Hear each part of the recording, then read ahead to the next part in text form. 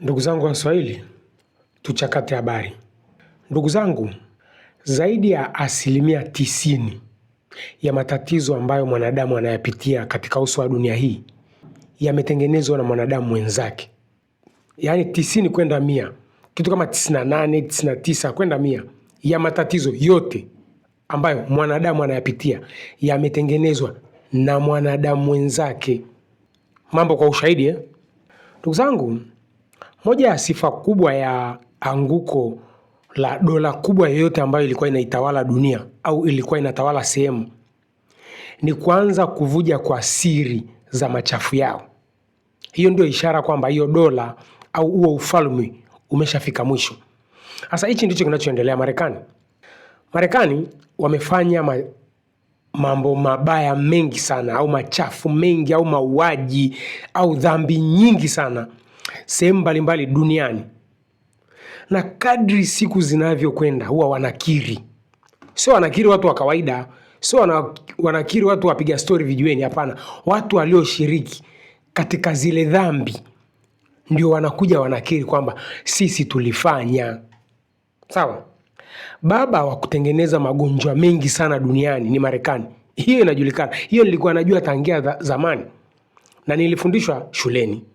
Mimi masomo yangu ya sayansi kwa asilimia zaidi ya 60 nilikuwa nasoma kwenye maabara ya somo husika. Nimshukuru Mungu kwa shule ambazo nilizi attend kwamba zilikuwa na uwezo wa kuwa na maabara, kwa hiyo tulikuwa tunaenda maabara tunafanya vitu. Kwa hiyo neno Marekani lilikuwa linatajwa sana kwamba wao walikuwa ni wafadhili wa research nyingi sana. Je, hizo research ambazo Marekani alikuwa anazisponsor, anatoa fedha yake, alikuwa anazitoa bure bure? Ndugu zangu, magonjwa yanatengenezwa aidha kwa vyakula. Yaani kuna vyakula vinaweza vikadizainiwa, unakula ni chakula lakini lengo lake ni kukutengenezea ugonjwa. Kuna wanyama wanaweza wakafugwa maabara kama hawa kuku mnaobugia kama chakula, lakini hawa kuku au chakula chochote kile, nyama yoyote ile, specifically inakuwa na wadudu au ugonjwa fulani ambao ukimfikia mwanadamu tayari ni tatizo. Sasa Wamarekani ni wafadhili wa biological laboratory au biolabs zaidi ya 120 duniani kwa ajili ya kufanya hizo tafiti za hayo magonjwa na matatizo. Hichi kitu nilikuwa najua, lakini nilikuwa najiuliza nitawaleteaje hichi kitu sina ushahidi. Bahati nzuri wameshaanza kuvurugana wenyewe, wakatuletea ushahidi. Aliyekuja na hii taarifa ni huyu mkuu wa kitengo cha ujasusi. Ametoka kujiuzulu juzi tu kwa kisingizio kwamba mume wake ni mgonjwa sijui na nini. Huyu Tulsi Gabbard. Tulsi ametoa kitu ambacho wengi tulikuwa tunakijua kwamba Marekani ni mfadhili wa magonjwa mengi au vituo vya kuzalisha magonjwa vingi duniani, lakini kwa sababu walikuwa hawajakiri wao, sasa ushahidi tumeupata. Hii taarifa Tulsi Gabbard ametoa jana, lakini media pendwa zenu zote ziko bize na umbea, ziko bize na vitu ambavyo, yani kwangu mimi hii ni habari kubwa sana. Kila media lazima inatakiwa iweke kama ni headline, lakini kazi ya media ni kukucontrol wewe ili uibiwe vizuri kirahisi. Hii haiwezi kuwa big story. Tulsi ameitaja mpaka Ukraine, yani imebidi aitaje Ukraine specific kwa sababu 2022 msemaji wa ikulu aliambiwa kwamba Warusi wamedai kuna biological laboratory katika nchi ya Ukraine zenye minajili ya kutengeneza magonjwa kupeleka Urusi. Ikulu nyie mnasemaje? Ikulu wakasema ni Russian misinformation. Hizo ni hadithi za Warusi kupotosha jamii. Ngoja nikusomee alichoulizwa msemaji wa ikulu 2022. Alikuwa anaitwa Jen Psaki. Alafu nitakuchezeshea video ya Tulsi Gabbard akidai wa Marekani ndio wafadhili wa matatizo, magonjwa yote unayojua hayo duniani. Tuanze kwanza na taarifa ya 2022 na jibu lililotoka. In 2022, Jen Psaki was asked about claims that we were operating biolabs in Ukraine. She denied the existence of bioweapons programs and then called the whole thing Russian disinformation. 2022, msemaji wa ikulu aliulizwa kuna madai kwamba kuna program za silaha za kibiolojia ndani ya Ukraine. Of course ilikuwa ni kweli kwa sababu Warusi waliharibu zile program, na aliyepewa ile kazi ya kuharibu zile program wa Ukraine walimuua baadaye, walimtafuta mpaka wakamuua, kwa sababu ilikuwa ni multi-trillion project. Ilikuwa ni project ya mapesa mengi. Ndugu zangu, ushajiulizaga kwa nini hawa watu wanaoitawala hii dunia wanaimezea mate sana Urusi? Ushakujiuliza hilo swali? Wao umekalia Marekani na GDP kubwa, Uingereza na GDP kubwa. Hayo ni maandishi.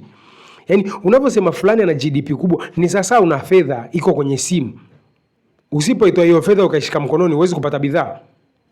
Umeenda kula unafanya muamala uendi. Unawaambia watu hela hii hapa tupe basi hiyo hela. Yaani GDP ni sijui nisemeje yani. Marekani kujumlisha Ulaya bado hawafikii ukubwa wa eneo la Urusi. Jiulize. Wacha masiara wewe. Watu wamewekeza mapesa mengi kuidondosha Urusi. Sasa nataka umsikilize huyu, alikuwa ni mkuu wa kitengo cha ujasusi cha Marekani, anakuja anaitoa hii siri. Kuna watu wanajiuliza kwa nini huyu mtu anatoa hii siri? Marekani ina deni kubwa sana, alafu kila mtu anamrushia mwenzake mpira kwamba wewe ndio ulisababisha hili deni. Kwa hiyo lazima tutajua vitu vingi sana, kwa sababu kadri siku zinavyokwenda deni linakuwa. Msikilize Tosi kwanza hapa akisema ukweli kwamba tunamiliki vituo vya kutengeneza matatizo duniani zaidi ya 120 pamoja na cha Ukraine.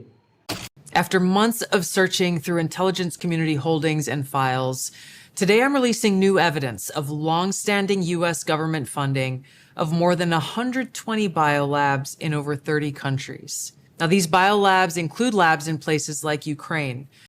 Zaidi ya nchi 30 wa Marekani wanafadhili vituo vya kutengeneza magonjwa, si ndio? Marekani ina uhusiano wa masuala ya afya na Kenya. Hakuna research ndani ya nchi ya Kenya zinafanywa kwa ajili ya kutengeneza matatizo kuyauza hapa Afrika Mashariki. Tunaulizana tu watu wenye akili kubwa. Kwa nini Ruto amekubaliana na Ebola ya Marekani? Ndugu zangu, zaidi ya 90%, tuseme tu tuseme zaidi ya 90%, au tuseme 99.999 ya matatizo ya mwanadamu yametengenezwa na mwanadamu mwenzake. Mtu anajiuliza kwa nini? Ili yule mwanadamu amtawale mwanadamu mwenzake kwa lengo la kuchukua riziki yake. Yaani usiumize kichwa sana kwa nini wa Marekani walikuwa wanatengeneza magonjwa apeleke Urusi. Kuharibu generation ya Kirusi ili tu wamiliki mali za Warusi. Mimi kitu ninachojiulizaga, hawa jamaa ambao wanaitawala hii dunia wana malengo makubwa kama vile wanaishi milele, lakini hawaishi milele. Yaani kurithisha generation yao namna ya kuitafuna hii dunia. Kwa nini wanapendana sana hawa jamaa afu sisi hatupendani? Kwa nini wanakuwa na investment? Unaona kabisa, kwa mfano angalia matatizo yanayotafuna hapa nchini. Unaona ni namna gani wakoloni waliyapandikiza. Mke mwema anapatikana kanisani. Yaani jamii yangu haiwezi kunitafutia mke, hapana. Mke utampata kanisani. Yesu atakupa mke. Unajua hilo ni bomu la kutawala watu. Yaani mtajua tu namna gani dini. Mimi na shida sana na hii dini, especially dini yangu ilivyo. Recently, katika siku za karibuni, kuna wachungaji wameanza kutupasiri kabisa kwamba ndoa haipaswi kuwa ni mali ya kanisa. Yaani hii sijui ndoa inakufungisha. Kanisa linakufungishaje ndoa? Na wachungaji wanakuwa na logic kwamba kanisa au misikiti ilikuja duniani ikakuta ndoa zipo. Inajifanyaje kwamba yenyewe inajua ndoa kuliko wanajamii wenyewe? Yaani baada ya jamii kunyang'anywa taasisi ya ndoa, halafu hii taasisi kapelekwa msikitini na makanisani, ndio talaka zilivyozaliwa. Lakini tukirudi nyuma, jamii zetu zilivyokuwa zina trade kwamba wewe umeshalelewa hivi na hivi, nenda kule ukajenge mji mwingine, kulikuwa hamna matatizo katika jamii, na there were strong community, na kulikuwa na jamii zenye nguvu na zilikuwa zinakuwa. Nimekupa mfano, dini ilivyo ni kichaka cha kupumbaza watu, watawalike, waibiwe vizuri, kwa sababu tuko kwenye internal civil conflict. Alafu inakuwa rahisi kuibiwa. Mkisha kuwa na internal civil conflict, hamwezi kuwa na jamii imara. Kama nitatoa mfano halisi. Haji Manara ni kiongozi wetu. Sasa hivi anawaza skendo zinazomtafuna mtandaoni. Lazima zinamuumiza kiakili. Je, kama kiongozi anaweza kufocus namna ya kuiongoza jamii yake? Nimekupa tu mfano ambao ni very pragmatic example. Hawezi kuwa laser focus na kuiwaza jamii yake namna kuiongoza. Anawaza maskendo anayomtafuna. Tengeneza picha, wewe ni engineer, una mradi fulani unao mkubwa sana unaosimamia. Umerudi nyumbani kupumzika baada ya shughuli zako, ukamkuta mke wako yuko na mwanaume mwingine. They are doing sex, wanafanya ngono. Unaweza ukachanganyikiwa kiakili na ukashindwa kufocus na ile project unayoifanya. Unafikiri ni from nowhere haya magomvi, the civil internal conflict tulizonazo zimetengenezwa, manufactured problems. Nirudi kwenye kisa cha Tusi kutuambia kwamba wao ndio vinara wa kutengeneza matatizo katika jamii. Hiyo ilikuwa inajulikana. Kwa sababu mfumo mzima wa Roman Empire, yani turudi mwanzo kabisa miaka 1000 na nyuma kabisa, maelfu ya miaka, Waroma walitengeneza mfumo ambao jamii inapumbazwa na michezo. Wana michezo tangia zamani walikuwa wanalipwa hela nyingi sana ili kudistract jamii inavyoibiwa. Sasa tumetoka kwenye michezo kuwa kama ndo njia kubwa ya kuwa distract, kuwatoa watu katika ukweli wa namna wanavyoibiwa. Sasa yamekuja magonjwa. Mnaletewa magonjwa, mnaletewa mwavuli wa msaada wa kutatuliwa yale magonjwa. Huku mkiibiwa dhahabu, ardhi yenu inachukuliwa. Wenye bandari kama sisi mpaka leo hii hatujaweza kuoperate bandari zetu. Tuna bandari ngapi? Tanga, Mtwara, Dar es Salaam. Hatuna elimu ya kuoperate. Wanafikiri from nowhere. Mwanasiasa akitaka kujisifia atakwambia nimeleta vifaa tiba. Ni moja ya kitu ambacho wanasiasa wanapenda kujisifia. Rais amenunua ambulance, ni sifa. Ni wangapi, ni wabunge wangapi wamepata ubunge kwa kununua ambulance tu? Niliwaambia Watanzania, matatizo zaidi ya 99% tumeshajua ni yanatengenezwa. Mtu atajiuliza, tunajikwamuaje kwenye udalali wa kutengenezewa matatizo ili tuibiwe? Njia ni ile ile. Ardhi ikitoka kwa central government ikisha kuja kwetu, mfumo tutakaotumia katika kuyatafuta maendeleo ya kweli ni decentralized but organized. Hiyo lazima method tuichukue kutoka kwa Iran.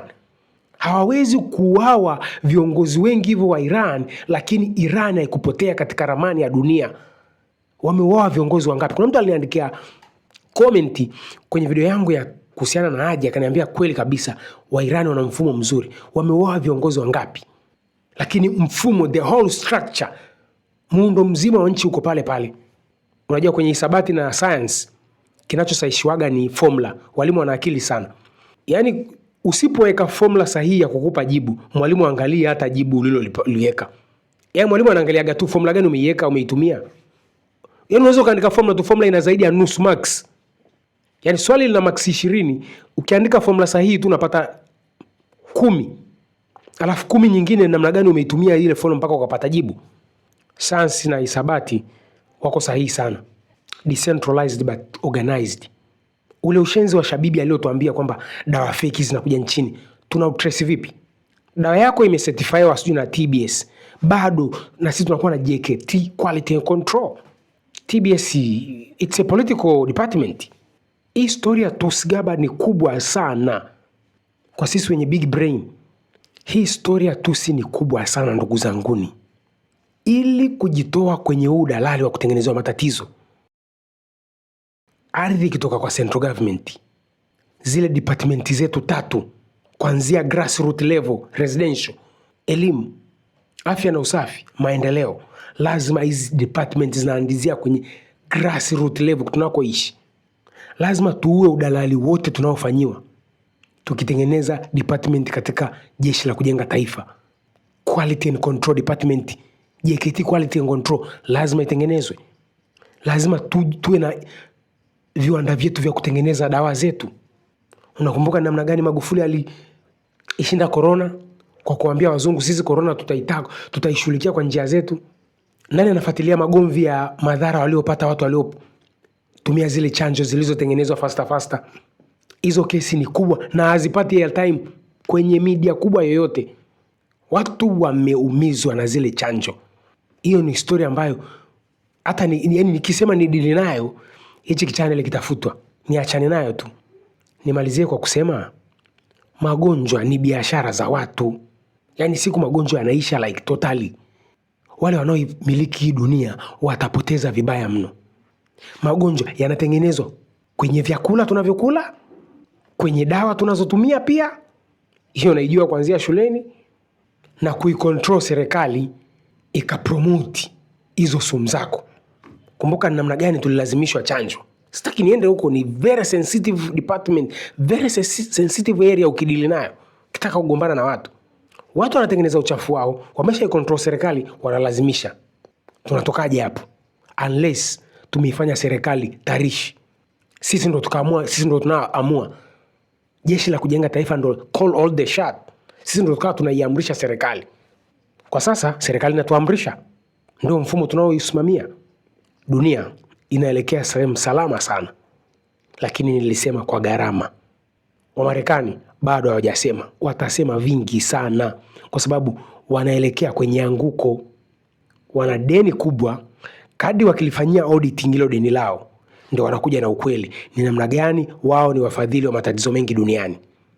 Tutajua vingi sana, na wao wenyewe ndio watakao tuambia. Tanzania, tusijizime data. Maendeleo ya kweli ni sisi kubadilika kwa kutengeneza formula sahihi ya kuyaelekea maendeleo ya kweli. Tusipobadilika, tukabaki kwenye ile misingi tuliotengenezewa na Wajerumani na Waingereza, ndiko huko China nakopita. China anajua kabisa ni mazombi, walitawaliwa na hawajawahi kubadilika.